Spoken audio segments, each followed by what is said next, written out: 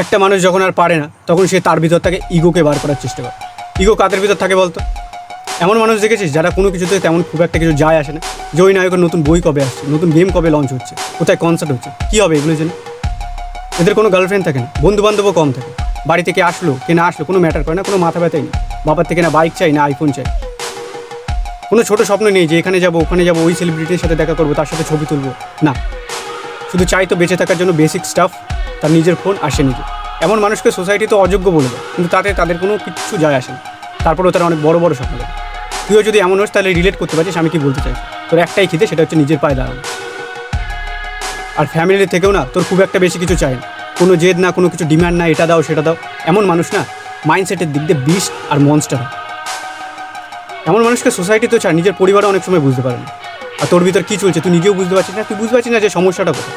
আর তুই এক্সপ্রেসও করতে চাইছিস না, কারণ তুইও জানিস যে সবাই সবার লাইফ নিয়ে ব্যস্ত। তোর কোনো সমস্যা নেই, তুই তোর বয়সের আগে একটু বেশি ম্যাচিউর হয়ে গেছিস। কংগ্রাচুলেশন।